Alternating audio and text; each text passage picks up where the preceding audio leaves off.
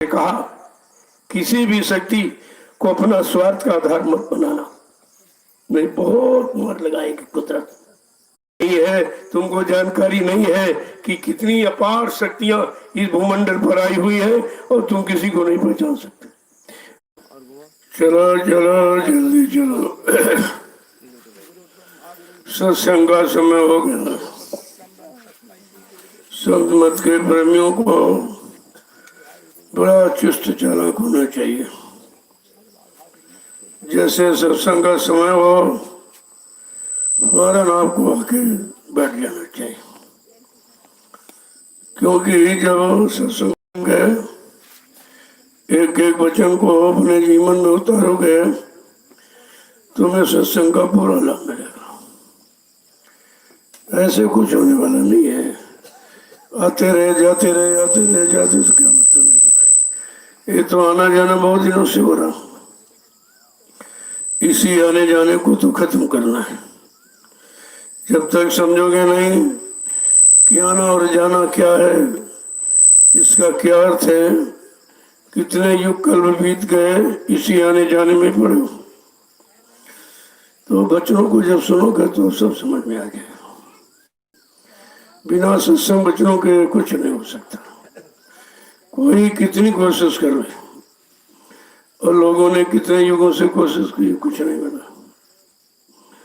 तो कुदरत ने अपना एक फैसला ले लिया आपके सामने।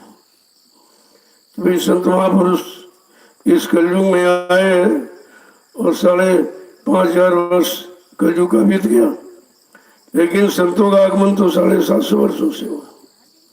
तब से बराबर जीवों को जगाया जा रहा, चिताया जा रहा, होश में ला के खड़ा किया जा रहा, क्योंकि 3 युगों से सो रहे थे। 3 युग निकल गए, अब ये अवसर मिला है, इसका लाभ उठाना। ये भी आपके हाथ से निकल जाएगा, फिर ये मानव जीवन दोबारा आपको नहीं मिलेगा। तो समझते हो अभी मिला फिर मिल जाएगा, ऐसा नहीं है।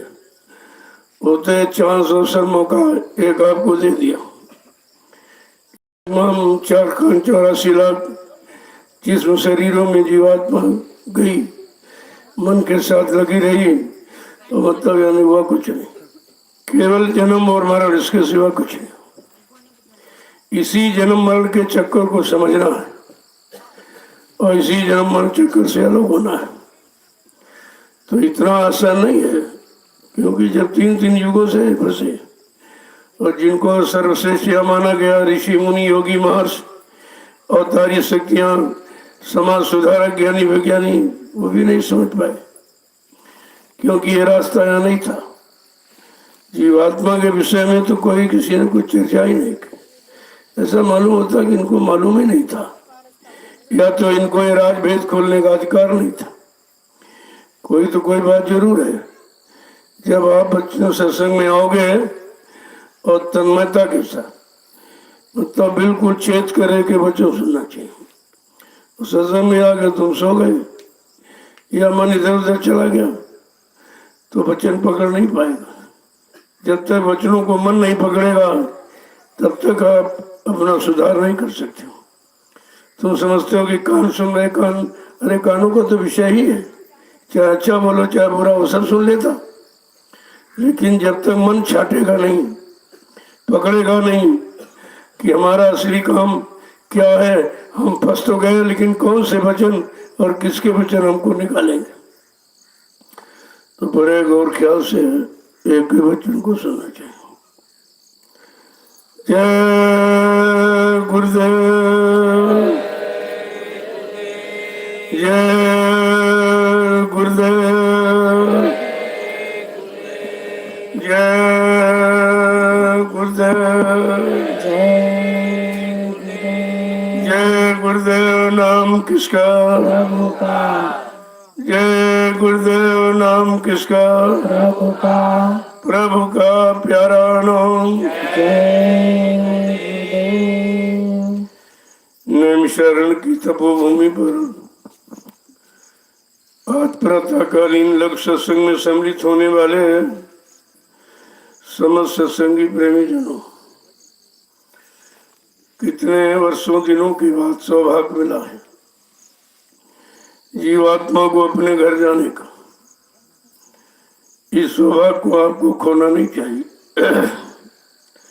पहली बात तो किसी ने ये दिया ही नहीं, और अगर संत महापुरुषों की मौज हो गई तो उनके वचनों को आपको पकड़ना चाहिए। जब पकड़ोगे और एक एक वचन को अपने जीवन का आधार बनाओगे तो सब तुम्हारी समझ में आ जाएगा। लेकिन केवल सुनते रहे, निकालते रहे, काम सुनते रहे, इसीलिए दो कान दिया, एक सुन एक से निकाल दो। कहती विचित्र रचना मतलब उसने बनाई है कि किसी तरह से जीव निकल न पाए। लेकिन जब संत महापुरुषों ने अथक परिश्रम किया, बहुत मेहनत की जीवों के लिए, रातों दिन तुम्हें जगाते रहते हैं, चिताते रहते हैं, होश में लाते रहते हैं, खड़ा करते रहे, किसी तरह से जीव जाग जाए। अब इस भोगों की गफलत में जो मतलब प्रगाढ़ निद्रा में सो रहा है, उसको जगना इतना आसान नहीं है। अपने आप नहीं जग सकता, उसको तो कोई ना कोई सहारा चाहिए, कोई न कोई आधार बेस चाहिए, तभी तो जगे। महापुरुष के वचन मन को जगाने का आधार है। इसलिए उन्होंने कलयुग के कमजोर जीवों के लिए 3 रास्ते बना दिए कि भाई मन कैसे कंट्रोल नियंत्रण में होगा। का सत्संग करो, सेवा करो और भजन करो। इसके अलावा कोई चौथा रास्ता नहीं है। उन्होंने कहा सत्संग करो और तुम सत्संग सुनते हो, करते नहीं हो। सुन करके उन वचनों पर चलो, तब तो सुनने का लाभ होगा। केवल एक काम से सुना, एक काम से निकाल दिया तो कोई मतलब नहीं निकलेगा।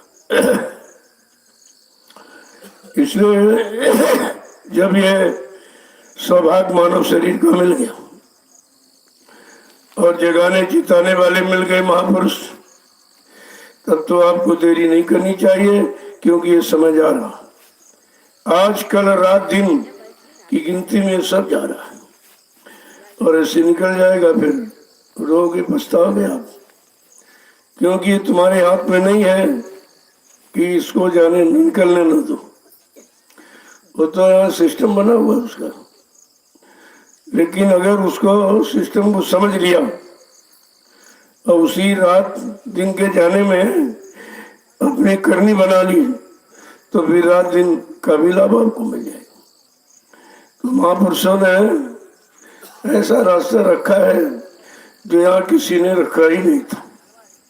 अब भौतिक जगत के लोग, भौतिक जानकारी जानने वाले मतलब वाचक ज्ञानी किताबों को पढ़ने वाले, वो बेचारे संत मत को क्या, क्योंकि संत मत करनी का विषय है और काल मत कथनी बकनी का विषय, एकदम अपोजिट उल्टा है।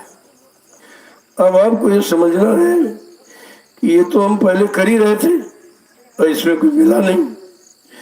अब जरा ये काम करके देखें।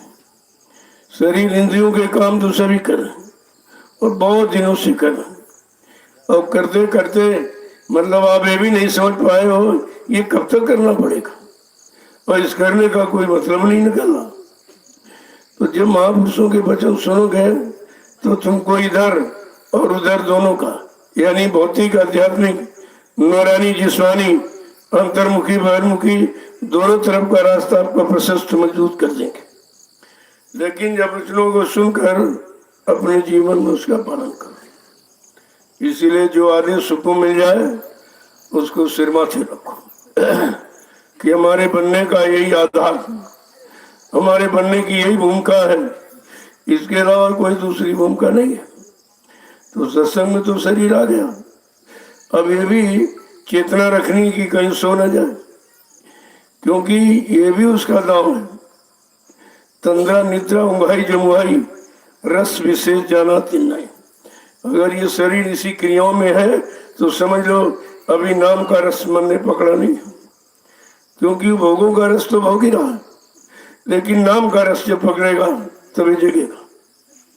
इसके अलावा कोई कितनी कोशिश करे, कोई सुना ले, लेकिन इस शैतान मन को कंट्रोल नियंत्रण करना बहुत मुश्किल है। बड़े बड़े ऋषि मुनि वो इसको नियंत्रण के लिए घर परिवार छोड़ करके जंगल में चले कि हो सकता वहां कंट्रोल हो जाए। हजारों वर्षों से लगे रहे, शरीर को इतना कष्ट दिया, कहीं उल्टे टंगे हैं, कहीं नंगे रह रहे हैं, कहीं मतलब यानी भूख प्यास छूट रहा, और इतनी ये सर्दी गर्मी बरसात जाड़ा जाड़ा ओला पाला तुषार आंधी तूफान सब बर्दाश्त करें, लेकिन ये मत शैतान नहीं सुधरा, उनको भी धोखा दी। तो कहने का मतलब है इस शैतान मन पर विश्वास मत करो कि हमारा है, तुम्हारा नहीं है। इसी ने तुम्हारा नुकसान किया और रोज कर रहा, और इसको तुम समझ ही नहीं पा रहे हो कि ये गुरु वचनों को क्यों नहीं पकड़ता। ये इधर उधर के वचनों को पकड़ लेगा, लेकिन गुरु वचनों से भुला देगा तुमको। इसीलिए दुनिया की तमाम गंदी संदी चीजें, निंदा आलोचना बुराई क्रिटिसाइज सब पकड़े बैठे हो, लेकिन बच्चों को नहीं पकड़ता, क्योंकि उसकी पकड़ उसी तरफ की। बच्चों की तरफ तो आपने अभी मोड़ा भी नहीं, केवल सुनते हो, चले जाते हो, सुनते हो, चले जाते। अरे शैतान मन को मोड़ने की कोशिश करो। कहा ये बड़ा भक्ता है, महापुरुषों ने फिर भी दया की कि चलो भक्ता तो भगने दो उसको। कहा मन जाए तो जान दे, कस के राख शरीर, जैसे उतरी पड़ी कमान से कभी न चाले तीर। ये भगोड़ा है, यानी कितने युगों से भगता रहा हूं, चलो इसको भगने दो, लेकिन शरीर का साथ मत दो। जब शरीर को साथ में ले लेगा तो सब कुछ कर्म कर डालेगा, अच्छे भी करा देगा, बुरे भी करा देगा, पाप भी करोगे, पुण्य भी करोगे, ये सब वो करा देगा। तो कहा इसी जब कलयुग में संत पधारे तो उन्होंने रास्ता खोला। कहा देखो कितने युग कर्म बीत गए, ये रास्ता मिला नहीं था जीवात्मा का। यहाँ भोगों के रास्ते खुले थे, और तन मन इंद्रियों की क्रिया लोगों ने सीखी थी, बाकी आत्मिक कर्म तो कुछ बताया नहीं गया। आत्मा का भेद ये भी नहीं बताया कि आत्मा परमात्मा का अंश है और मन ये भोगों का अंश है, कितना अंतर है। अब जीवात्मा ने गलती तो की है कि जब तुम्हारे अनुसार ये नहीं था, इस भोगी को अपना साथी क्यों बना लिया। यह संग दोष है। जब जीवात्मा जैसी संग दोष में फंस गई तो तुम कर ही कह सकते हो। महापुरुषों ने कहा भाई ये चेतन अमल सहज सुग्रासी, ये चेतन है, जड़ नहीं है, मल रहित कोई कर्म किया नहीं, और बिल्कुल सहज और सुख की राशि है, लेकिन मन को साथी बना लेने के कारण बेचारे उसका इंतजार कर रहे, फंसी नहीं इंतजार कर रही।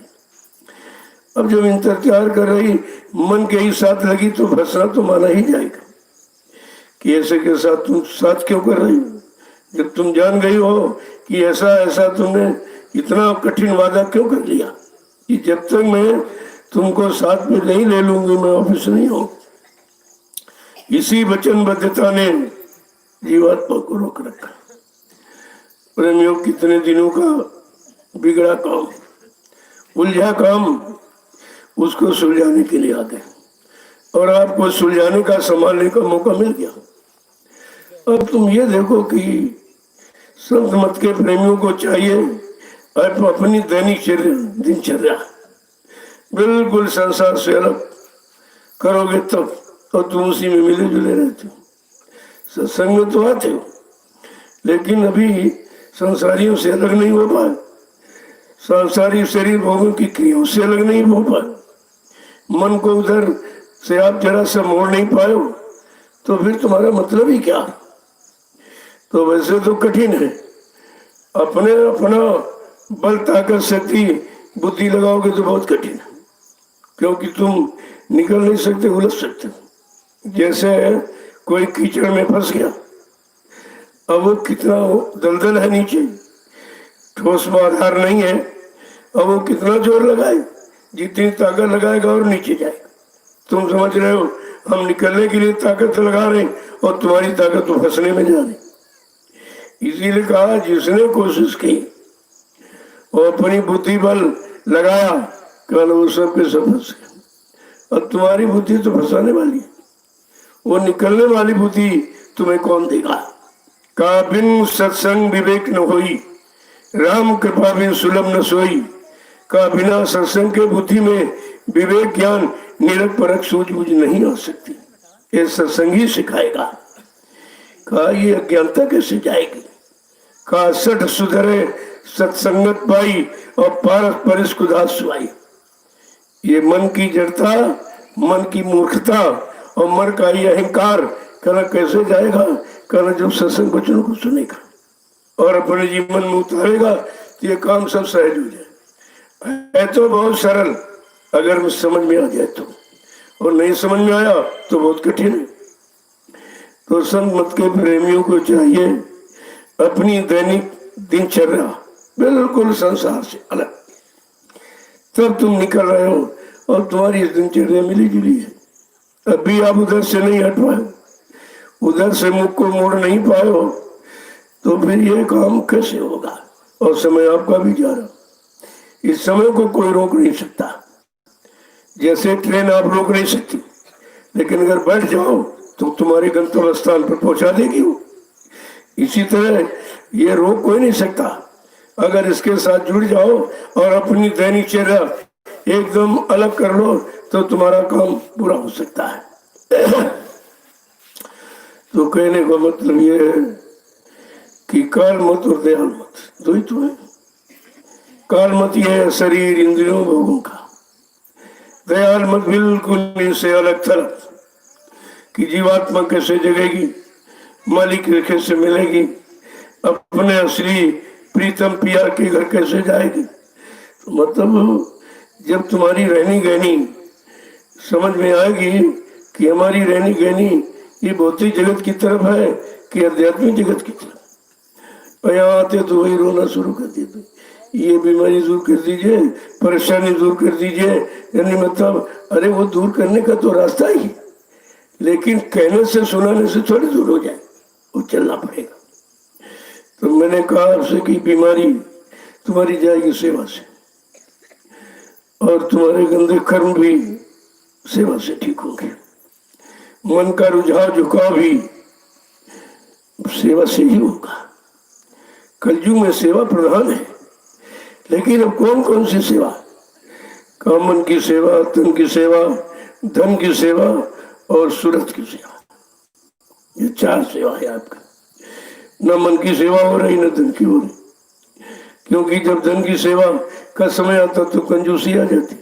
अरे भाई ये पैसा हमारा जैसे चला जाएगा, मतलब यानी इस काम में आए, इस काम में आए, अरे इन कामों में तो बहुत दिन से लगा रही, क्या मिला। अब जरा परमात्मा के रास्ते पर महापुरुषों के कहने के अनुसार खर्च कर लो तो तुम्हारा ये सब ठीक हो जाएगा। वैसे धन से कोई काम नहीं होता, धन भौतिक जगत का, अध्यात्म जगत में इसकी बिल्कुल कोई आवश्यकता नहीं है। लेकिन अभी आप भौतिक जगत से निकल कहाँ पाए, इसलिए जरूरत है कि भाई शरीर भी भौतिक जगत में लगा, मन भी भौतिक जगत में लगा, इंद्रियां भी भौतिक जगत में लगी। तुम्हारा तो कोई रुझाव झुकाव अभी अध्यात्म जगत की तरफ तो आई नहीं।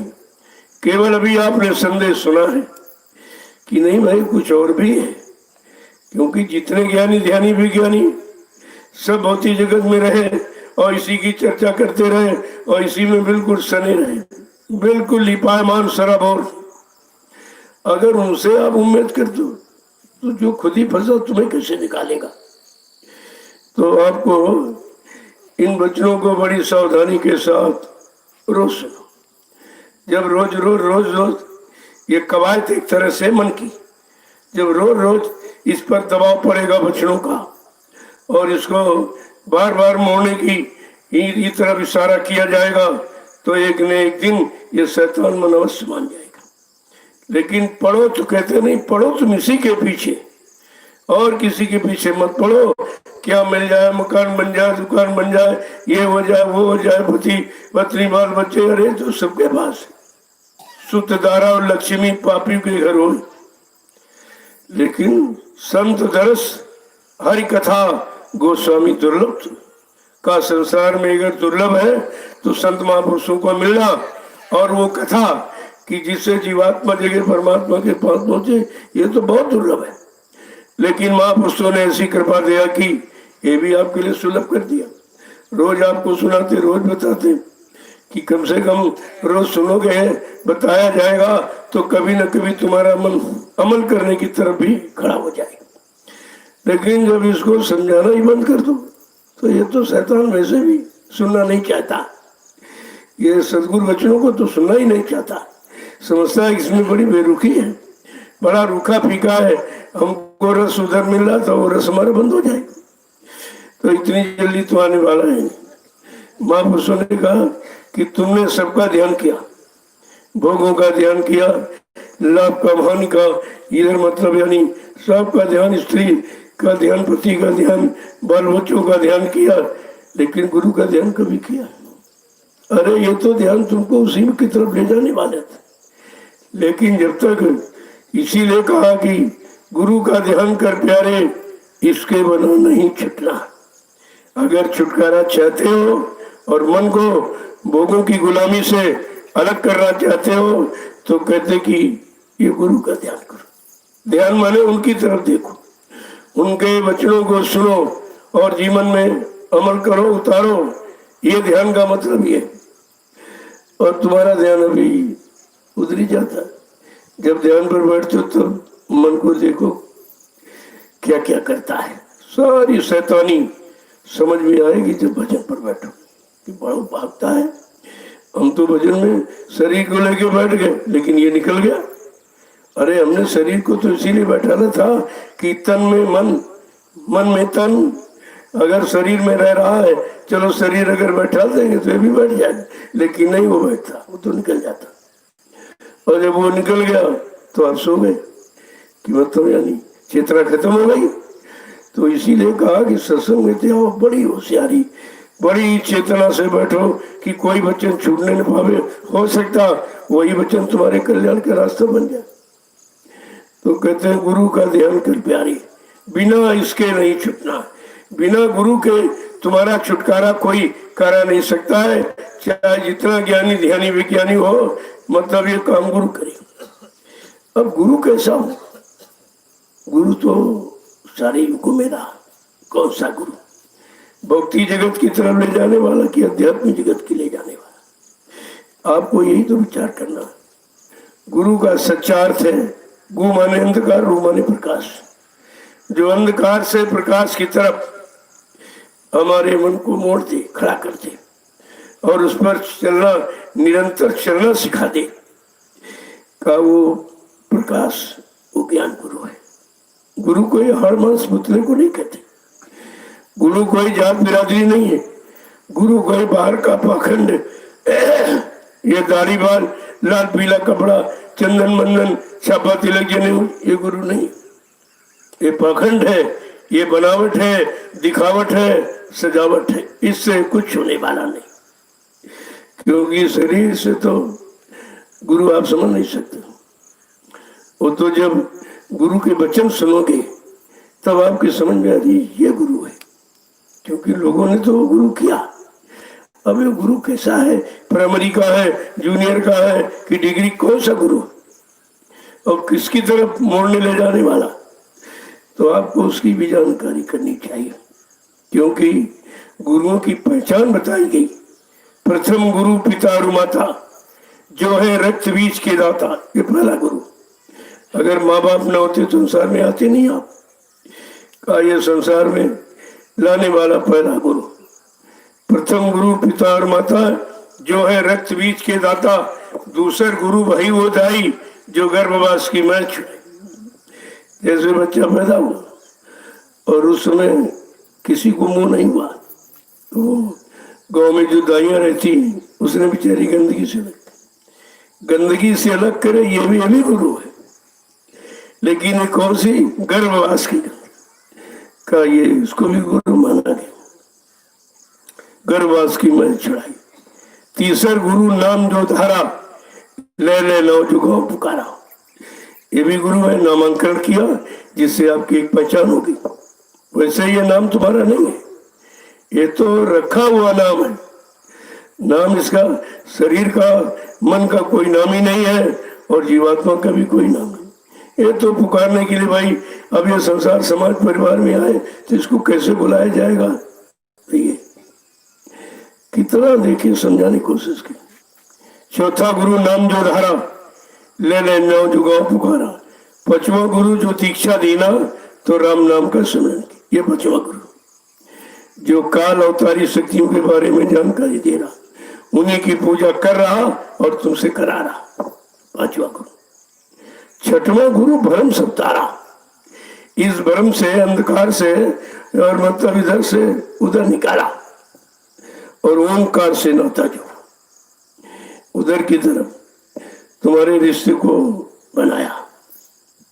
लेकिन कहते ये तो संसारी की तरफ, अभी संसारी में बैठे हो, अभी काल चक्र में, दयाल चक्र में तो अभी पहुंचे नहीं हो।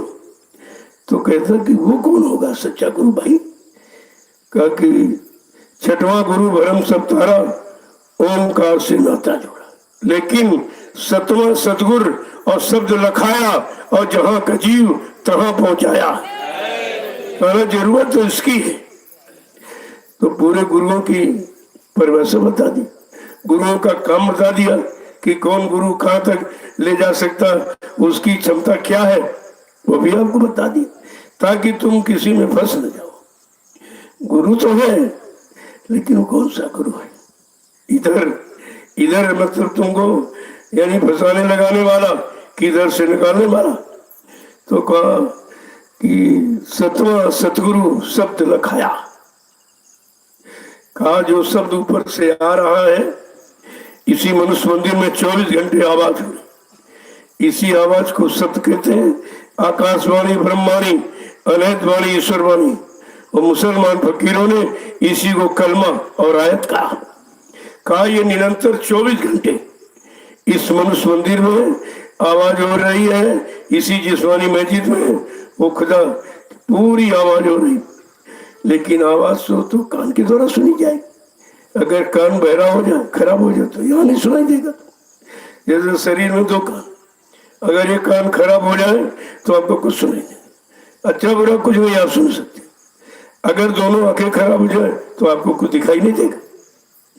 तो कहा ये तो शरीर की आंखें तो हैं, ये तो संसार और शरीर को, शरीर के भोगों को देख रही। तो कहा नहीं, तुम्हारी जीवात्मा में एक दिव्य आंख है और एक दिव्य कान है, एक दिव्य नाक है। जब तक दिव्यदर्शी यानी शब्द ज्ञानी महापुरुष जब वो नहीं मिलेगा, इन्हीं को परम संत कहते, वो नहीं मिलेगा तब तक तुम्हारा ये आंख कान खुलने का विषय ही नहीं हो सकता। क्योंकि ये तो किसी को मालूम ही नहीं है कि जीवात्मा में एक आंख है, एक कान, एक नाक, ये तो जानते नहीं कोई। अगर तुम कहोगे ये क्या है, जो ज्ञानी ध्यानी विज्ञानी है, भौतिक जगत के भोगों में फंसे और भोगों की शिक्षा देने वाले, उनको बेचारों को क्या मालूम है। तो कहा भाई ये कान जब तक नहीं खुलेगा और जीवात्मा का आंख जब तक नहीं खुलेगी और कान नाक नहीं खुलेगा तब तक आपको उधर का कुछ न, उधर के लोगों में कितनी सुगंधी है वो दिव्य नाक बताएगी, उधर के लोगों में कितना प्रकाश जो यहाँ कहीं नहीं वो दिव्य आंख बताएगी, और उधर की वो वाणी शब्द आवाज है जो तुमको निरंतर होश में रखकर ऊपर की तरफ ले जाने वाला, वो तो जब कान खुलेगा तभी आएगी। तो उन्होंने कहा भाई ये काम कौन करेगा संसार में, ऐसा कौन सा? कहा नहीं, उनकी पहचान करना सतगुरु वैद्य वचन विश्वासा और संयम ये न विषय की आशा। जब सतगुरु रूपी वैद्य मिल जाएगा और उनके वचनों पर विश्वास करोगे तब ये तुम्हारा आंख कान सब खोल देंगे। और संयम क्या है कि विषय वासनों की इच्छा न रखो। देखो ये कंडीशनल है, ऐसा नहीं कि मतलब कि आपको ये परहेज है कि विषय वासनाओं की इच्छाएं, आशाएं, उमंगे, तमंगे, तरंगे, इनसे आपको अलग होना पड़ेगा, तब वो मालिक की दया तुम्हारे दिव्य आंख और कान खुले पर हो जाए। गोस्वामी द्वारा ने रामचरितमानस में सब लिखा, वो पहुंचे हुए संत थे। अब लोग उनकी ग्रंथ को तो पढ़ते बांचते, गाते बजाते हैं, प्रवचन करते हैं, लेकिन उनकी ये समझ में नहीं आता ये ग्रंथ सुनाने वाला नहीं है, ये करने वाला और जीवात्मा को जगाने वाला। तो कहा भाई ये हमारा काम कौन करेगा, कितने युगों का बिछड़ा। तो कहा कि कर्णधार सतगुरु दृढ़ावा, दुर्लभ का सुलभ कर पावा। जिन्होंने अपने जीवन का मार्गदर्शक, पथ प्रदर्शक, डायरेक्टर सतगुरु को बनाया है, वो तुम्हारा ये सब काम असंभव को संभव कर देंगे। वो दिव्याक दिव्यकान नाक सब खोल देंगे और वो अपने बल पौरु से, क्योंकि हमारे आपके पास तो बल नहीं है, बलहीन है, विवेकहीन है, चरित्रहीन है, ये हीनता में रह रहे हो, कैसे निकलोगे। कहा अगर कर्णधार, जीवन का मार्गदर्शक अगर काला सतगुरु को बना लिया है तो ये सब दुर्लभ काम, मतलब यानी कितने युगों युगों का बिछड़ा, ये भी तुम्हारा पूरा हो जाएगा, सब करा देंगे। तुम्हें करना कुछ नहीं है, केवल समर्थ मालिक की पहचान करनी है। वो कौन है जो हमको इधर से उधर ले जाएगा। अब यहाँ वाचक ज्ञानी तो बहुत है, इसी में तो जीव को भ्रम है, कौन सच्चा है, कौन झूठा है, कौन असली है, कौन नकली। इतने सुनाने वाले खड़े हो गए, लेकिन करने कराने वाला कोई नहीं। जब उन्होंने खुद नहीं किया तो तुमको कैसे कराएंगे। कहा ये कि करके कहिए, जब कर लो, समझ लो, लाभ प्राप्त कर लो और गुरु आदेश हो जा चुके तो बता दो उसको क्या। लेकिन जब तक तुम ही अभी अधूरे हो, केवल पढ़ लिया और रट लिया, ये ज्ञान नहीं है। ज्ञान अनुभव की जननी है, और अनुभव कब होगा, जब आप करनी करो। अपनी करनी का अनुभव जब ही होगा जब आप संत महापुरुषों के अनुसार इस जीवन को चलाएंगे, तो सब समझ में आ जाएगा। अब ये लिखा पड़ी उत्तरकांड में कोई नहीं पढ़ता, क्योंकि उसमें बेरुखी है, उसमें भोगों से अलग होना पड़ेगा। ये लाभ जो स्वार्थी, इसको भी छोड़ना पड़ेगा, इसलिए उत्तरकांड की कोई बात ही नहीं करता। उसका नाम ही उन्होंने दिया उत्तरकांड, सारे प्रश्नों का उत्तर है और सारी समस्याओं का समाधान, विकल्प है। लेकिन वो तो आपने पढ़ते नहीं। तो उन्होंने ये भी बताया कि भाई मैंने ये किससे पाया और कैसे पाया, ये ज्ञान का भंडार किसके पास है, ये दया कौन सा दयालु है जो ऐसी दया तुम्हारे पर करेगा। सब भेद खोला उन्होंने। कहा जब उन्होंने अपने को कितना देखो खराब कहा बहुत मैं कामी था, बगैर स्त्री के रह नहीं पाता था। देखो अपना कोई सच्चाई छिपाते नहीं, अपने को कुछ वो कहते भी नहीं, न संत कहते, न गुरु कहते, न सदगुरु कहते, न भगवान कहते, न सरकार, कुछ नहीं कहते। ये कहते मैं सेवक। लेकिन लिखा है मौसम कौन कुटिल खल कामी, कल मेरे समान कोई कुटिल दुष्टता करने वाला और कामी कोई था ही नहीं। ऐसे पर जब सदगुरु मिल गए, दया कर दी। वो दयालु है, वो तुम्हारे किसी पाप कर्म की गिनती नहीं रखते, कोई गंदगी नहीं नोट करते। तो कहा हमको मिल गए क्योंकि मैं बहुत खराब था। उन्होंने अपनी कहानी उनकी पढ़ी देख सब खोल के रखा, इसलिए कि जीव तू हमसे ज्यादा खराब नहीं है, तुझको मिल जाएंगे, तेरा भी काम हो जाएगा। उन्होंने बड़ी सारी खराबी बिल्कुल खोल के रखी। तो कहा मैं एक दिन गाय चराने गया और लौट के आया तो देखा पत्नी नहीं। अब हम तो उसके बगैर नहीं सकते। पूछा भाई क्या करना उसके, वो घर मायके वाले आए थोड़ी बात लेके और घर से भागे, पीछे भाग खड़े हुए। पूरा उन्होंने लिखा कि मेरे जैसा कामी गुरु धरती में हो ही नहीं कोई। जब ऐसे पर दया हो गई, वो मिल गए दयालु, तो क्या तुम्हारे पर दया नहीं होगी। कि जीव को कितना साहस ढांढस बंधा रहे कि कहीं कहीं नर्वस न हो जाए। तो देखिए किस तरह से।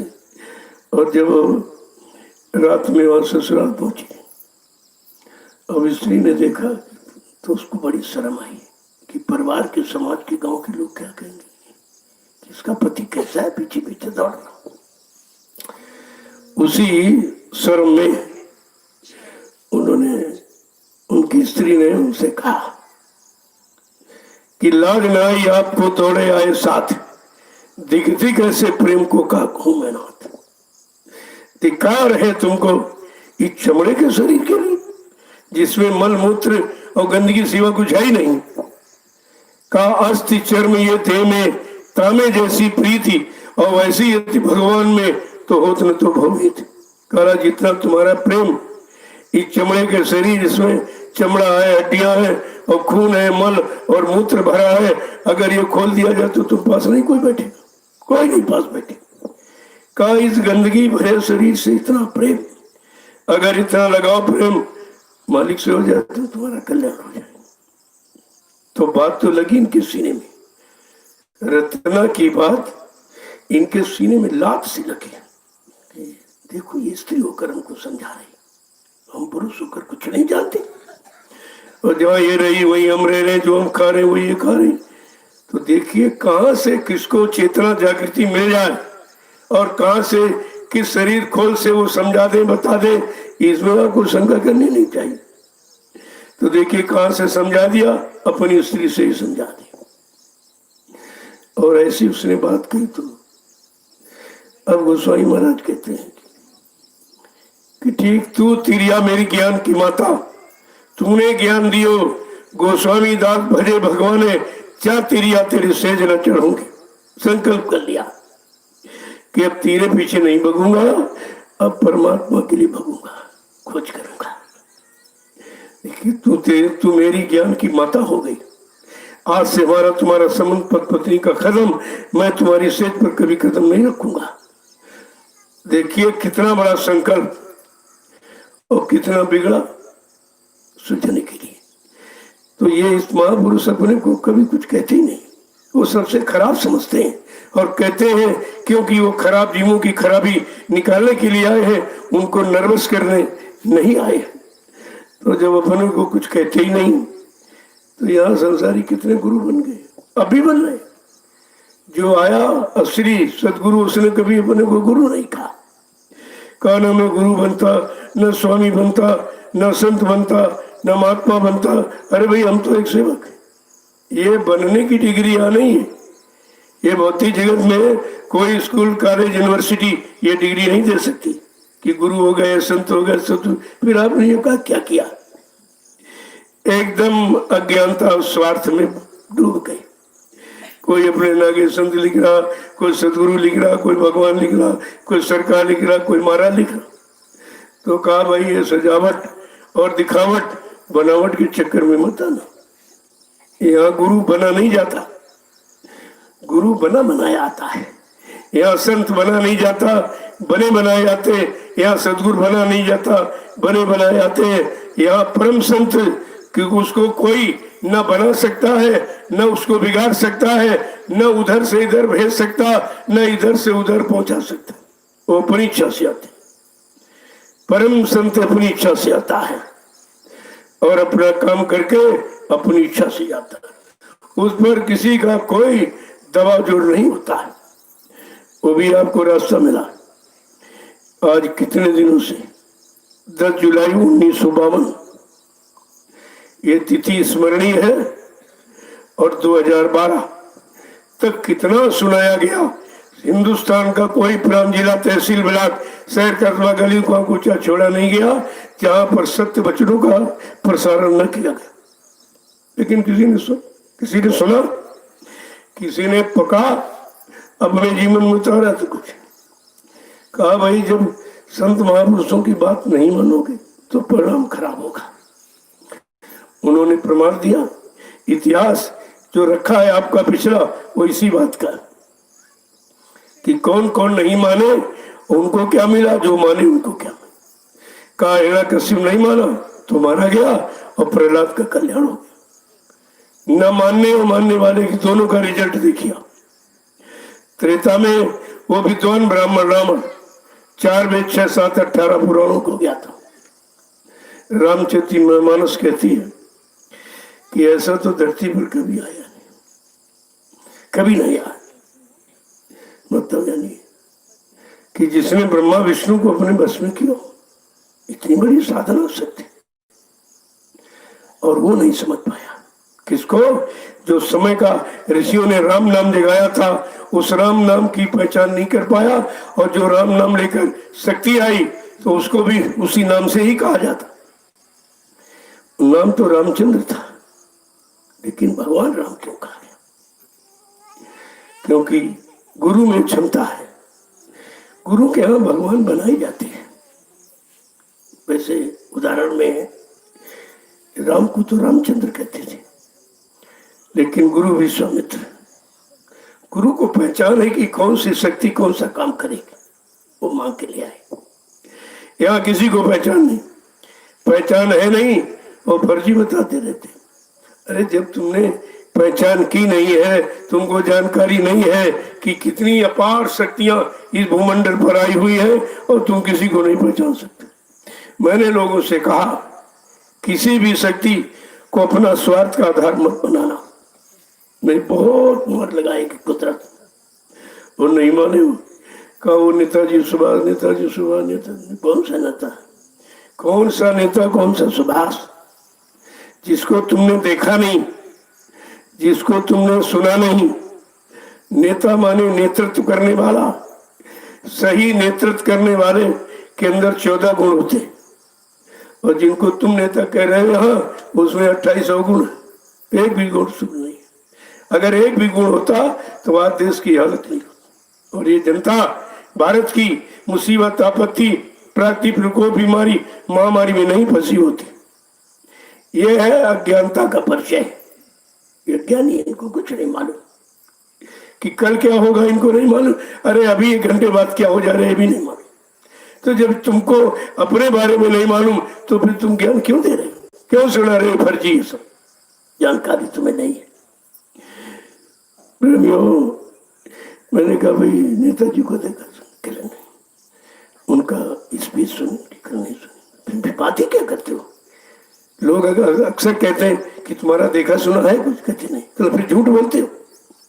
अरे भाई देखा भी नहीं सुना तो झूठ ही तो कह रहे। लेकिन वो एक स्वार्थ का सबसे आगे रखा है आधार, कि अगर नेताजी कहेंगे तो लोग को सम्मान दे दे, कुछ पैसा दे दे, इसलिए हो रहा। और तुमने उस शक्ति को बदनाम किया, एकदम राख। स्वाधीन भारत ने कितना बदनाम किया सुभाष को, उनके नाम पर कितनी लूट और सब धोखा। लिहाजा कुदरत नाराज हो गई तो जवाहर बाग में एकदम राख कर दिया, सब एकदम राख जल करके बेचारे नर्क में चले गए। क्या मिला? कितने वर्षों में पड़े रहेंगे, क्योंकि जो शेष जीवन मानव शरीर का रहा और बीच में तुम जला दिए, मार दिए गए, उतने दिन तक आपको प्रेत योनि में रहना पड़ेगा। इसके बाद तुम्हारे कर्मों का हिसाब होगा, तब देखा जाएगा कितने % अच्छे कर्म, कितने बुरे, उसके अनुसार तुमको जन्म देगा। अगर तुमने पशुओं वाले काम किए, केवल अपना पेट भरना, अपना शरीर से जाना, अपने तक सीमित रहना, इनको लूटना, इनको सुटना, इनको धोखा देना, ये सब अपने लिए, का वो पशु योनि में भेजा जाए। क्योंकि पशुओं में प्रवृत्ति है, यही पशु प्रवृत्ति है कि आप ही चले। अगर गाय का बच्चा तो बगल में अगर उसको छोड़ दो तो गाय दूध तो पिलाएगी, लेकिन घास नहीं चलने देगी, चारा अपना खा जाए। ये पशु स्वभाव है। अगर जीव ऐसा कर रहा तो ये पशु योनि से आया है, इतनी जल्दी ये बात नहीं समझेगा, और इसीलिए उनमें देर लगती। अब लोग कहते हैं भाई हमको ही क्यों नहीं सुनाई देता, हमको क्यों समझ नहीं आता। अरे तुम पशु योनि से आए हो, तुम पक्षी, जो पक्षी योनि से आता वो पशु योनि से श्रेष्ठ होता, उससे भी श्रेष्ठ होता। तो तुम पशुओं की योनि से आए हो कि पक्षियों की योनि से आए हो कि जंगली जानवरों की योनि से? जो मांसाहारी, ये जंगली जानवरों की योनि से आए, ये मांस खाते रहे, उनकी प्रवृत्ति बनी। और जो तुमने बहुत पाप कर्म किया जिसने, तो नाली के बदबूदार कीड़ों में जीवात्मा पहुंचाई जाएगी। तब समझ में आएगा कि पाप कर्मों का परिणाम क्या है, बुरे कर्मों का परिणाम क्या है। तब तभी तो यह सब, लेकिन सब में भेजा गया और उसी में उसी के अनुसार हो गया। यही नहीं समझा कि हमको सजा दी जा रही। तो जब सजा के बारे में कोई बताने वाला नहीं है और सजाओं का जिसे ज्ञान नहीं है कि शरीर में कौन सी सजा के लिए शरीर दिया गया तुम्हारे बुरे कर्मों की, और कौन से बुरे कर्मों की सजा के लिए पक्षियों में जन्म हुआ है, कीड़े मकोड़ों में जन्म हुआ है, मतलब यानी तो ये तो पता ही नहीं जीवों को। जब ये सब जानकारी मिलेगी तब आपका संशय खत्म हो जाए कि भाई हमारी कमी नहीं है, हम इस योनि से आए इसलिए हमको देर में समझ आया, बहुत देर में। देखो पक्षी तोता को ले लो, पढ़ाने लगो तुम्हारी बात पढ़ने लगेगा, ये ज्ञान है उसमें, लेकिन पढ़ाने वाला मिलेगा तब तोता सीताराम कहेगा, अपने से नहीं कर सकता। उसमें क्षमता है तो पक्षी की योनि पशुओं की श्रेष्ठ योनि, पशुओं से श्रेष्ठ है कि अगर इसको सही दिशा देने वाला मिल जाए तो ये पक्षी काम कर सकता। और कहा कि जो बहुत मांसाहारी शराबी कबाबी वो जंगली जानवरों की योनि में, जिसने बहुत बुरे पाप कर्म किए, जो नाली के बदबूदार कीड़े, जिसमें कितनी दुर्गंध आती तुम बैठ नहीं सकते, लेकिन वो उसमें है जीवात्मा। उसको अनुभव कराने के लिए देख, तूने मन को साथी बनाया, मन ने तेरी बात नहीं मानी, और कितने गंदे संदे काम भोगों को पाने के लिए, न माँ देखी, न बेटी देखी, न बहन देखी, इतना भोगों में लिप्त हो गया। तो कहा उसकी ये सजा बेदिए नरकों में। अब वहां तो कोई ज्ञान देने वाला है। कहा जो 4,84 लाख नरकों की योनियों से निकलने की बात करी और तुमको मानव योनि में जो जीवात्मा आई उसको जगाने और प्रभु परमात्मा से मिलाने की बात करे, का वो जानकार है। उसी जानकार को सतगुरु कहते हैं। सत माने ईश्वर, गुरु माने मिलाने वाला। जो ईश्वर ब्रह्म पार ब्रह्म महाकाल सतपुरुष से मिला है उसको सतगुरु कहते हैं। ये तमाम लोग नाम के आगे सतगुरु लिखते हैं, जानते बेचारे कुछ नहीं, न ईश्वर को, न ब्रह्म को, न पार ब्रह्म को, न महाकाल को, न सतपुरुष को। जब किसी को जानते नहीं है, कोई मंजिल लोक मंडल की तय नहीं की है, तो भाई तुमको कैसे वहां ले जाएगा? यह सब जानकारी। अब किसी पोल पर बैठकर मालिक अपना संदेश दे दे तो बात अलग है। तो मतलब यही तो है कि किस पोल पर आएंगे, किस पोल से, तो उन्होंने स्पष्ट किया। सब घट भीतर साइया सुनी सेज न कोई, वह घट धन सराय हो जागत प्रगट हो। कहा सब घट में मेरा अंश जीवात्मा बैठी, लेकिन वो घट धन है जिस घट से मेरा संदेश प्रसारित होता है, वो घट मेरा ही घट। मैंने काम के लिए उस घट में अपना प्रकाश भेजा है, अपना ज्ञान भेजा है, सारा अनुभव मैंने अपना उस घट में भेज दिया है। उस घट से आपको चेतना मिलेगी। अब बेचारे ही नहीं जानते कौन घट है, किससे मिलेगा, कौन क्या है, तमाम शंकाओं से भरा। तो अब लोग हमसे भी पूछे कि आप जय गुरुदेव हो, मैं कहा नहीं तो कौन कहता है, जय गुरुदेव प्रभु है, ऐसा कैसे हो जाएगा, कौन बन जाएगा? कहा फिर आप कौन हो? हम इंसान हैं जैसे आप, जैसे मैं भी हूँ। परमात्मा ने आपको शरीर दिया, हमको भी दे दिया। अब पता नहीं वो मालिक क्या कराना चाहते हैं, वो तो उनकी मर्जी, मैं तो कुछ कर नहीं सकता। जब ये मंच पर बैठता हूँ तब ये चीज आपको बता सकता, बाहर नहीं। इसके बाद कुछ नहीं, सब खाली पड़ा हुआ, सब खाली है, कुछ नहीं। लेकिन जब इस पर बैठ जाऊंगा तो सब कुछ है। फिर वो धारा आती है बराबर, मतलब यानी जैसे करंट आपके पास अगर ऑन ऑफ करना मालूम है, करंट नहीं ऑन ऑफ करे तभी बेकार। जब करंट होगी तब तो ऑफ और ऑन का मतलब निकलेगा, और करंट नहीं तो आप करते रहो, ऑन करते तो कुछ नहीं होगा, कुछ भी नहीं होगा। तो आका जब करंट आती रहती है तो प्रकाश, उनका ज्ञान बराबर प्रसारित होता रहता है, और धीरे धीरे वो घट पक जाता है। कहा ये घट मेरा ही है, मैंने इसी घट से अपना संदेश प्रसारित किया है। और जो बेचारे आते हो तो मैंने कुछ नहीं कहते, तो जानते कि मेरे पास कुछ नहीं, ये तो किसी का दिया हुआ है, कोई दे रहा है, निरंतर भेज रहा है, तो हमको उसको कहने में क्यों देर करनी चाहिए? तो इसलिए किसी को समझने की कोशिश मत करो, अपने मन को समझाने की कोशिश करो। क्या तुम समझ सकते? तुम्हारी समझ में कुछ नहीं आएगा। वो तो खुद ही कि अपने को कुछ बनते नहीं।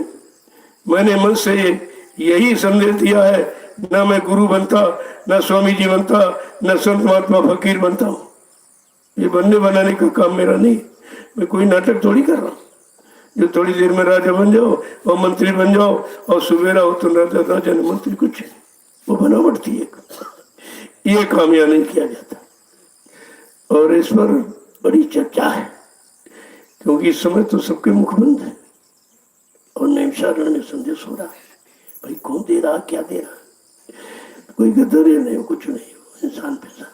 अरे तो इंसानी शक्ल में तो आएगा ही, कहाँ जाएगा? अगर इंसान शक्ल में हो तो तुम बोली भाषा पहचानोगे, और कोई शरीर न ले और बोले तो कहोगे अरे भूत प्रेत आ गए। कैसे समझोगे आप? तो समझाने के लिए मानव शरीर ही तो है, यही आधार। अब यह है कि वो समझा हुआ समझा रहा कि किसी का सुना सुनाया कह रहा, और उससे कौन कह रहा भाई ये कह दो, ये कह दो, ये समझा दो, जल्दी करो, ये मेरे बच्चों का प्रसारण कर दो। सब भूल भटक में फंस गए। तो मैं आदेश का पालन करता हूँ और आपसे कहता हूँ आप भी आदेश का पालन। मैं तो कुछ बनता नहीं हूँ। फिर ये शंका लोगों में क्यों? तमाम मीडिया ने हमसे पूछा कि भाई आप जय गुरुदेव, कभी कौन कहता है? मैंने तो कभी नहीं कहा अपने आप को। कहते नहीं नहीं, वो बाबा जय गुरुदेव जी, उनका चेहरा और आवाज तुम्हारी सम्मति है, तुम क्यों नहीं कहते अपने आप को? भाई हम तो नहीं कर सकते।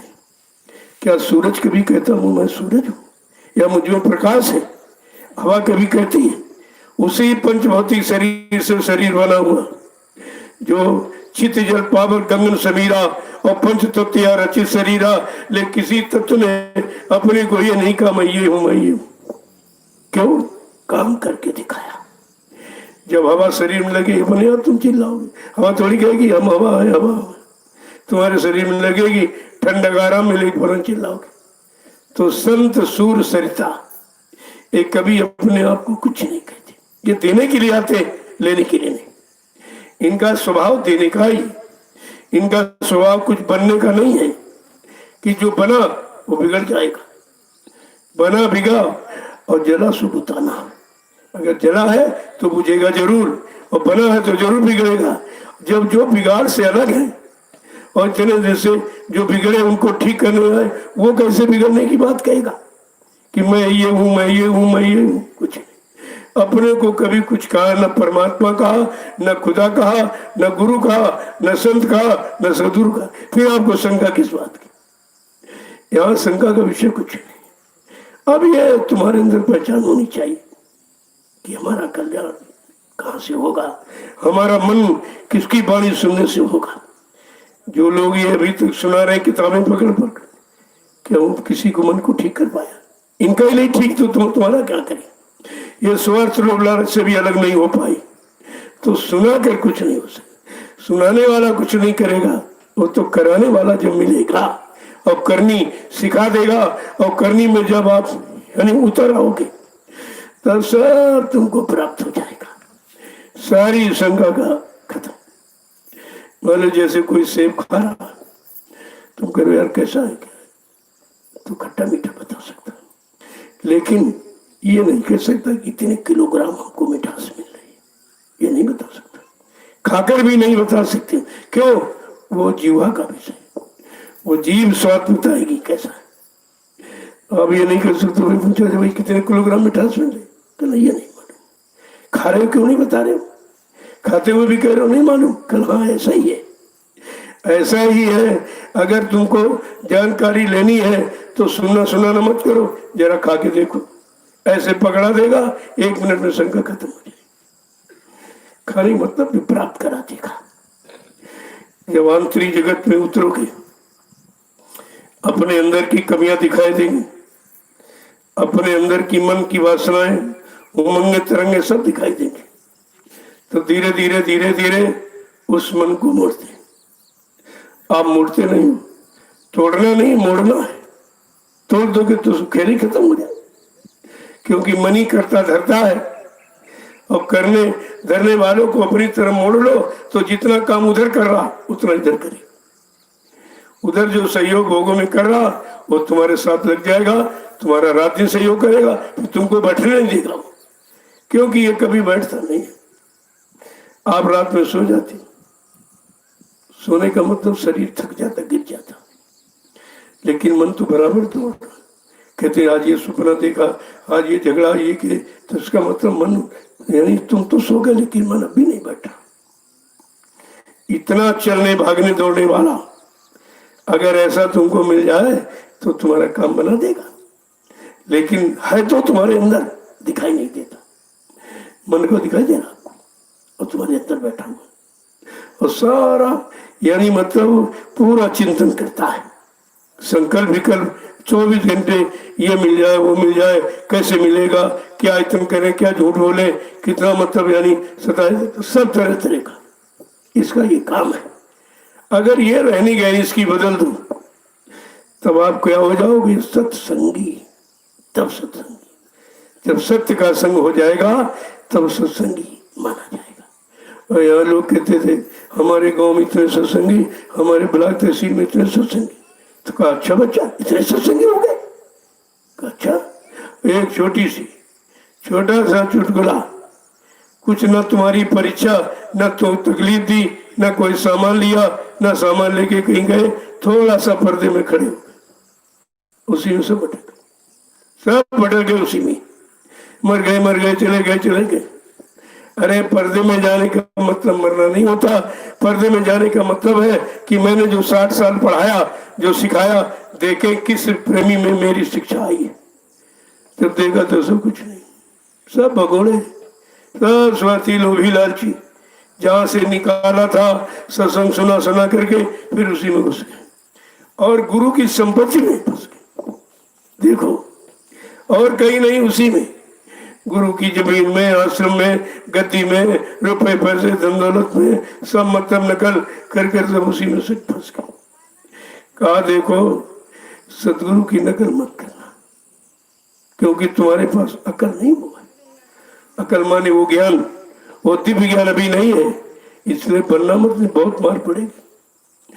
क्योंकि अगर नाम बदनाम करोगे, तुम्हारी करनी उस नाम के अनुसार नहीं है, कहा कुदरत भारी मार लगाई।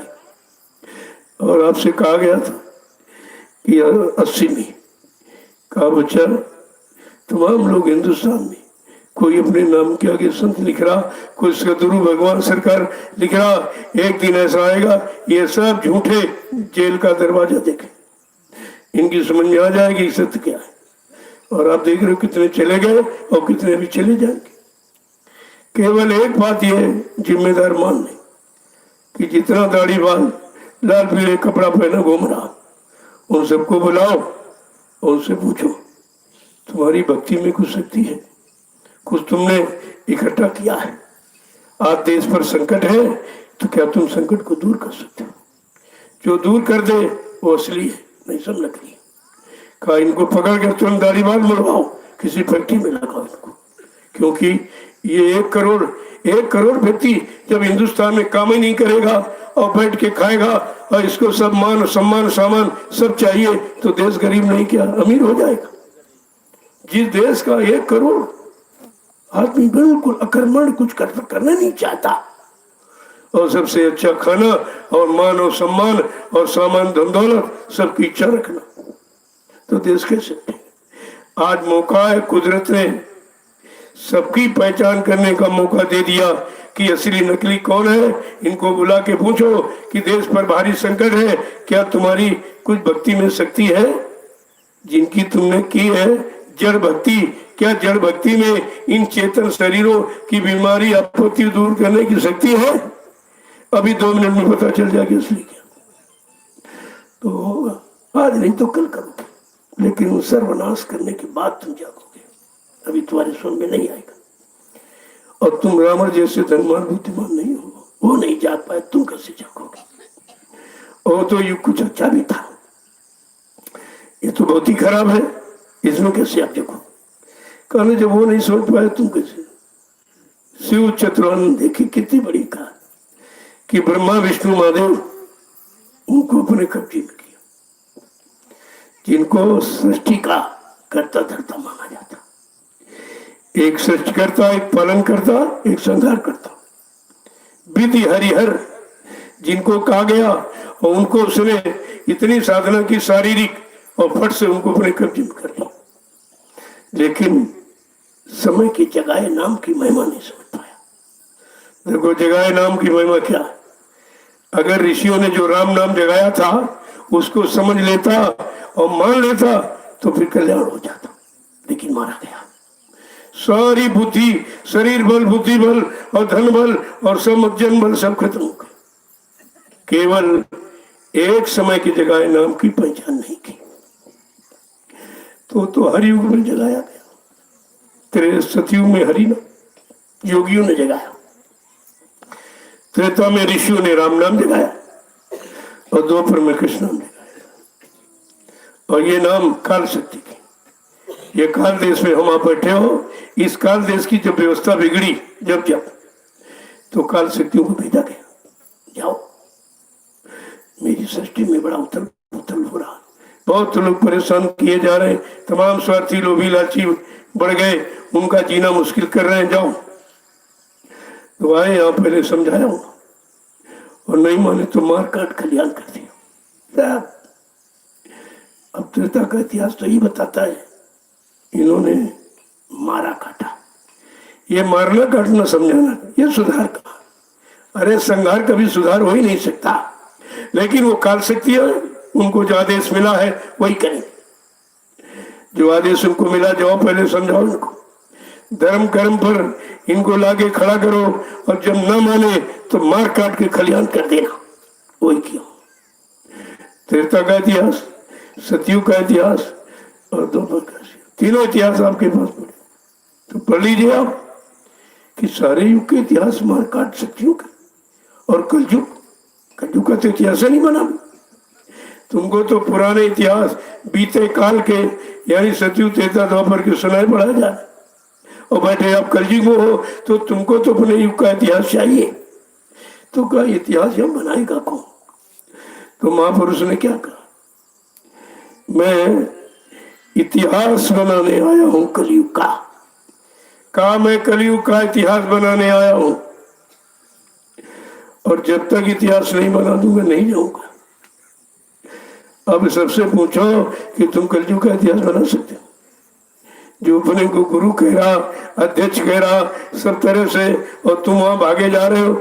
मैं रोकता नहीं हूं, लेकिन जहां जा रहे वहां पूछो तो क्या तुम सतयुग कलयुग का इतिहास बना सकते हो? इतिहास माने कलयुग को भगाना, सतयुग को लाना। क्या इतिहास बना सकते हो? जो दोनों इतिहास बनाने आया, कलयुग का और सतयुग का भी इतिहास, क्योंकि सतयुग का पिछला इतिहास मारकाट का, हिरण्यकशिपु को मारा गया, सुधारा नहीं गया, मारा गया। लेकिन जो समर्थ महापुरुष आया है वो कलयुग का इतिहास बनाएगा और सतयुग का इतिहास को परिवर्तित कर देगा कि मार काट नहीं, सुझाव नीति के द्वारा। अब आपको सोचना चाहिए, जो दोनों युगों को ठीक करने आया, बदलने आया, वो कितनी बड़ी शक्ति लेके आया होगा। और उस शक्तिमान को इतनी मर के चली गई तो शक्ति कहां चली गई? अभी कोई काम की शुरुआत नहीं, इन्होंने उनके जाने की शुरुआत की, चले गए, कोई काम नहीं हुआ। अगर काम नहीं होगा तो नाम होगा कि बदनाम होगा? सारे संतों का इतिहास कलंकित हो जाएगा जो 750 वर्षों में आए। अगर काम नहीं होगा, जो कहा वादा पूरे नहीं किए जाएंगे, तो ये सब बदनाम कलंक लग जाएगा। तो कहा बच्चा मैं कलयुग को भगाने आया हूं और सतयुग को लाने, सबको न्याय सुरक्षा रोजी रोटी देने आया, दिलाने नहीं देने। कहा मेरे पास भूमिका, मेरे पास ऐसी व्यवस्था है, सारा विश्व उस मेरी भूमिका के आगे नतमस्तक हो जाएगा, क्योंकि मैं सबको लाभ देने आया हूं। लाभ लेने नहीं है, लाभ देने आया हूं। अपना इतिहास बनाने नहीं आया हूं, कलयुग का समय का इतिहास बनाने आया हूं। और जो ये भक्त और प्रेमी मुरीद फॉलोअर जो जुड़ जाएंगे उनका इतिहास बनाने आया। जो तुम्हारा इतिहास बनाने आया और तुम्ही को तुमर के चले गए, फिर तुम्हारा इतिहास कौन बनाएगा? जो तुम्ही को पार करने आया, कहा कि जब तक मैंने भवसागर में जय गुरुदेव नाम की नौका लगा दी है, तुम विश्वास के साथ इस नौका पर बैठ जाओ और मैं तुमको तुम्हारे घर पहुंचा दूंगा। क्या इतना वादा हरि नाम ने किया, राम नाम ने किया, कृष्ण नाम ने वादा किया? जो जय गुरुदेव नाम से वादा होगा। तुम इतिहास को भी भूल गए, यानी पिछले को और वर्तमान को भी भूल, ये भी तुम्हें सुनने नहीं आ रहा। तो तुम्हारा कल्याण कैसे होगा? तुम्हारा वर्तमान कैसे मजबूत होगा और वर्तमान का लाभ तुमको कैसे मिलेगा? तो कहा बच्चा मैं और कुछ करने नहीं आया हूँ, मैं अपना इतिहास बनाने नहीं, अपनी पूजा कराने नहीं आया हूँ, अपने को भगवान कहने नहीं आया हूँ, मैं तो यानी कलयुग का इतिहास बनाने आया हूँ। क्या कलयुग का इतिहास कोई बना सकता है? कोई धरती पर ऐसा इंसानी शक्ल में जो इतिहास बना दे? अरे अपना तो समझ नहीं पाए हैं कि हमारा कल क्या होगा, वो इतिहास क्या बनाएगा? कितने बड़े वादे जो कभी यहाँ हुए हैं और तुम वो भी नहीं समझ पाए, और कितना बड़ा काम, कितना बड़ा चैलेंज है और सबके बीच में।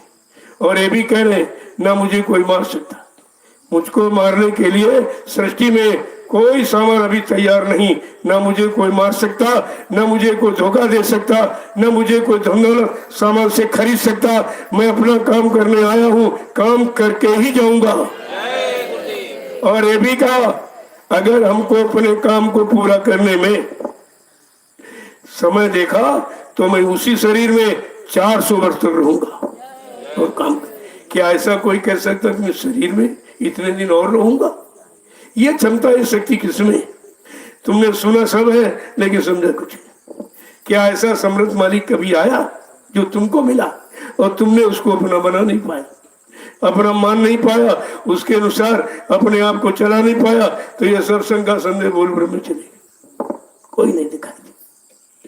जब आपको नाम दान दिया गया तभी तो कहा कि बच्चा मैं अजर अमर देश से आया हूं, जब तक इस जीवात्मा को अजर अमर देश नहीं पहुंचा लूं। ये भी परिचय दे रहे हैं।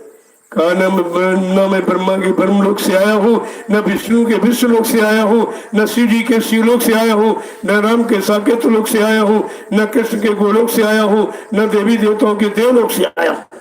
मैं आया हूँ सतलोक सचखंड आरामी धाम, जहाँ की सारी सूरतें रूहें जीवात्माएं हैं। मैं वहीं से आया हूँ, मैं इनको इनके घर पहुंचाने आया हूँ। कितना बड़ा काम परिचय। और ये भी खोल के कहा हम आए वही देश से जहां तुम्हारा धाम, तुम सबको घर पहुंचाना एक हमारा काम। का मेरा भूमंडल पर कोई काम नहीं, न रात पार, न धन दौलत, न मान सम्मान पाने का, केवल एक ही काम है कि मैं इनको घर पहुंचा दूं। ये मेरी है, मैं इनका हूं। अब ये मेरा अपना संबंध ही नहीं बना पाए, न तुम उनको अपना बना पाए। उन्होंने तुमको अपना बनाया और छोड़ा नहीं, और तुमने उन्हीं को छोड़ दिया और बखड़े। दरबार में भी कोई नहीं टिका, सब बखड़े। तो भाई आपने छोड़ा कि गुरु ने तुमको छोड़ा? कहते जब तक नहीं पहुंचाऊंगा मानव शरीर को छोड़ने वाला नहीं हो, चाहे 400 वर्ष तक रहना पड़े, लेकिन अपना काम करके जाओ। इतना बड़ा संकल्प प्रतिज्ञा वादा किसी ने नहीं किया। पूरे सृष्टि का इतिहास बहुत पीछे कर दिया और तुम अपने मालिक को नहीं सुन, तो फिर लाभ कैसे मिलेगा? चलो फिर एक बार दया हो गई, नहीं नहीं नहीं, फिर एक बार भूल गए बेचारे चेत। देखो कैसे कितने दयालु। राम ने दया नहीं दिखाई, नहीं माने तो मारो काटो। कृष्ण ने दया नहीं दिखाई, नहीं मानते तो मारो काटो। लेकिन कहते नहीं नहीं, समझ नहीं पाया है, अभी जानकारी नहीं, एक बार इनको फिर जानकारी दे दो। 8 वर्ष से वही जानकारी आपको दे रहा हूँ। मैं अपनी कोई बात नहीं, मेरी कोई बातें नहीं, न मेरा कोई अपना निजी स्वार्थ है, न अपना कोई काम है। और मतलब यानी तो काम तो आपका हो रहा था। अरे आपको सोचना चाहिए कहीं से मेरा काम, कहीं से अपने काम की जानकारी मिल जाए। जब तुमको बीमारी लग जाती है कितनी तलाश करते हो, कहाँ ठीक होगा, कैसे ठीक होगा, वो कौन मिलेगा, सबसे पूछते हो, कितनी भाग दौड़ करती। अपने रास्ता ले लो, अपने घर चलो, किसी ने नहीं कहा। तो ये भी आपका अलौकिक दीप अनोखा काम। ऐसी समृद्ध शक्ति भूमंडल पर आई जो भूति न भविष्य थी, न कभी आई और न आगे कभी आएगी, और आपको मिल गई, लेकिन आपने पहचाना। जैसे हीरा की परख जौहरी को होती। अगर तुमको हीरा दे तुम फेंक दो कि कांच है। अगर किसी सोनार स्वर्णकार को मिल जाए कितना संभाल के रखे, क्योंकि उसको पहचान है। ऐसे ये नाम ये अमूलक धन है, अगर पहचान होती तो कोई नहीं हटता। जिसने दिया उसी से हट गए, जिसने दिया उसी को तो मर गया। और दिया था कि तुम्हारा काम करूंगा तब जाऊंगा, और तुम कहते मर के चले गए। फिर नामदान देने का मतलब क्या था? इस पर विचार किया किसी ने आज तक? कुछ नहीं, क्योंकि इतने अंधे हो गए स्वार्थ में कि गुरु की बातें भूल गए, गुरु को भूल गए, बातें भूल गए। और जितने बड़े बड़े काम आपने देखा, 3 साकेत महायज्ञ इतने बड़े बड़े जो किसी युग में किसी ने करा नहीं पाए, और कलयुग में खराब समय। अरे अच्छे युग में तो तमाम सहयोग मिल जाता, लेकिन बुरे युग में बुरे कैसे सहयोग देंगे? उनको सिखाना, पढ़ाना, उनको मोड़ना और सही सच्चे रास्ते पर चलाना, ये मुश्किल की बात है।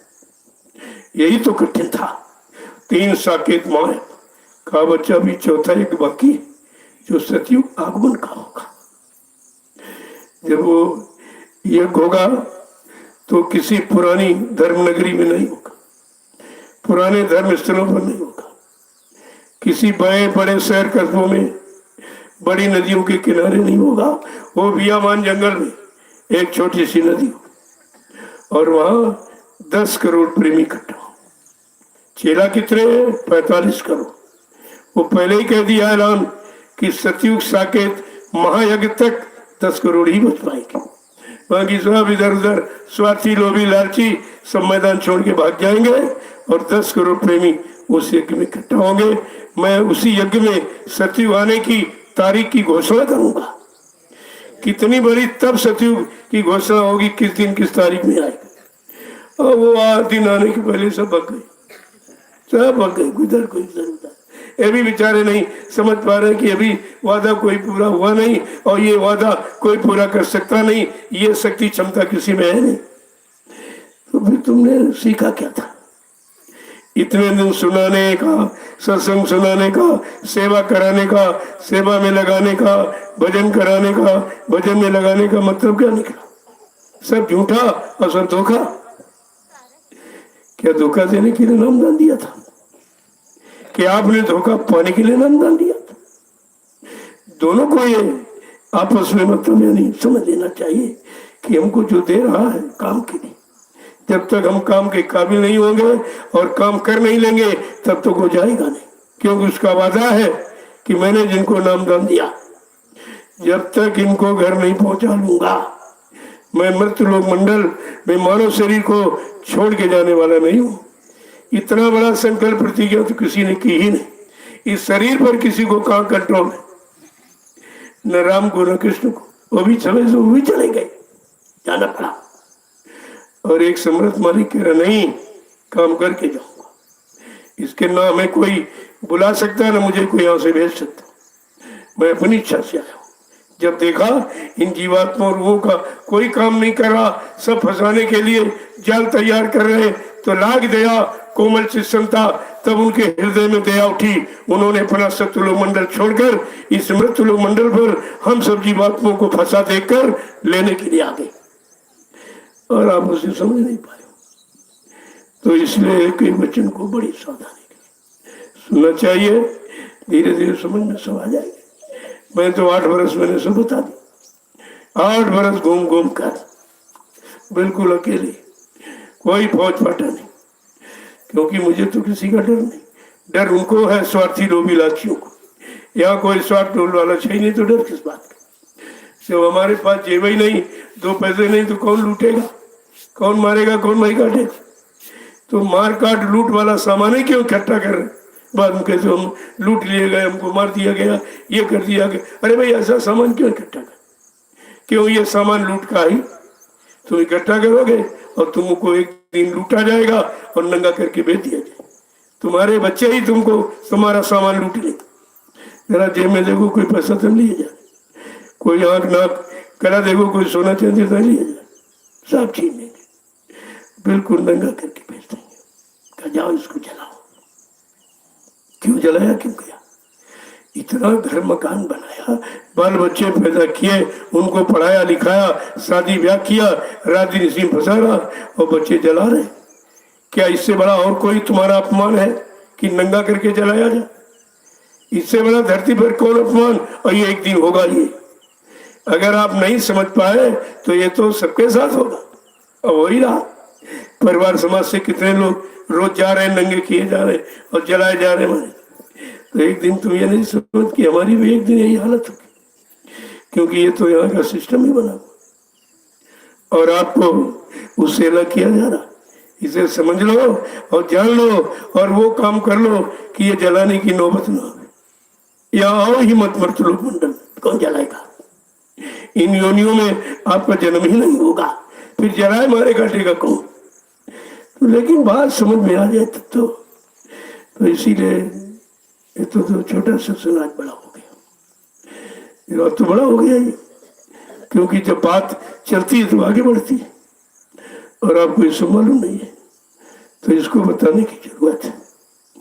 अब आप सीधा निशाना सेवा में रखिए और तुम कुछ नहीं कर सकते। भजन तुम्हारे बस का नहीं, क्योंकि मन तुम्हारे कंट्रोल में है नहीं। तुमको घसीटे घूम रहा, जहाँ इच्छा हुई वहीं ले जाता है, चाहे बुरा हो चाहे पाप हो, कोई भी कर्म हो, और जबरदस्ती घसीट के तुम्हारे शरीर से करा देता है। और लोग कहते मारो उसको, फिर तो बड़ा गलत काम किया। शरीर ने किया कि शरीर से किसी ने कराया? वो कराने वाला कौन? का मन वो तो दिखाई नहीं देता। जिसने कराया इतना चालाक, शरीर को भोगों में लगा दिया, रस अपना पी रहा, और ये बेचारा पाप पीटा मारा जा, क्योंकि लोग इसी को देख रहे कि बड़ा बुरा काम कर रहा, बहुत ही पाप कर रहा, इसको मारो पीटो। अब ये नहीं सोचते कि ये जड़ है तो इससे काम लेने वाला कौन, उसको पकड़ो। असली मुलजिम वो है और तुम्हारी पकड़ में आता नहीं। उसी को पकड़ने की बात महापुरुषों ने की। पढ़ो तुम इसी के पीछे और सभी जतन तजना, तुम इसके पीछे पड़ जाओ और शारीरिक इंद्रियों का कोई भी यत्न उपाय मत करो, इसको पकड़ो। जिन्होंने मार मंडाला उन्हीं को सूरमा के। यहाँ कहना इसको मार दो और उसको मार दो, कहते बहुत वीर है, बड़ा सूरवीर है। महापुरुषों ने कहा अरे सूरवीर नहीं, हत्यारा है जिसने हत्या की है। सूरवीर कौन है? जिन्होंने मार मंडाला उन्हीं को सूरमा कहना। जिन्होंने शैतान मन पर नियंत्रण कंट्रोल कर लिया वो सच्चा सूरवीर बहादुर है। देखो महात्माओं की बोली अलग है, उनकी बोली भाषा ही बिल्कुल अलग है, और तुम उस बोली भाषा से अलग खुद ही खड़े हो, बहुत दूर खड़े हो, जहां तक सुनाई नहीं देता है, दिखाई भी नहीं देता। तो बच्चों को सुनना, उस पर चलना, ये सत्संगी का लक्ष्य है।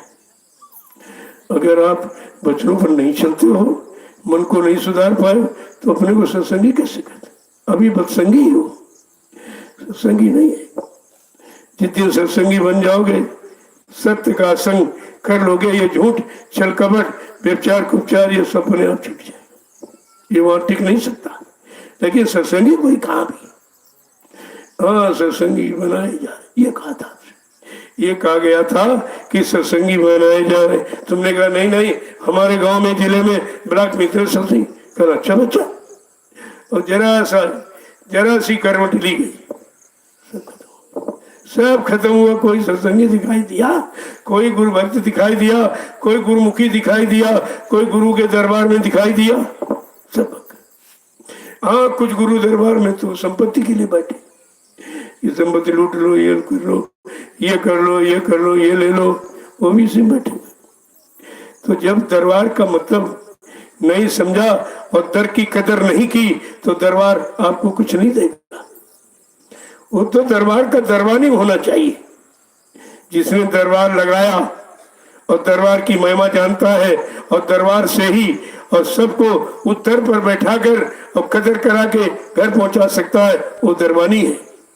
क्या ऐसा कोई दरबानी बैठा?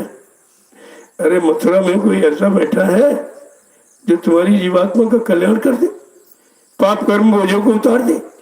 जो खुद ही उसी में भरा पड़ा है वो तुमको क्या करेगा? लेकिन तुमको इसकी भी पहचान, सारी संगत बिखर गई। जैसे आपने कांटे बीन के रखे, आंधी आई फिर फैला दिया, फिर सब वही फैल गए। ये स्वार्थ की आंधी लोभ लालच की आंधी, मान सम्मान की आंधी आई और इसने जितने खड़े किए गए थे सब दरबार से इनको भगा दिया। सब कोई इधर भाग गया, कोई उधर भाग गया, तो दरबार में कोई नहीं। जब दरबार में नहीं हो तो दर की कदर कहाँ जानी तुमने? इस दर पर क्यों आया गया था? इस दर से क्या दिया गया था? क्या सुनाया गया था? क्या संकल्प प्रतिज्ञा की गई थी? क्या वादे किए गए? तुमने क्या दर की कोई कदर की है? जब तुमको नहीं, तुम्हारी कौन सी कदर है?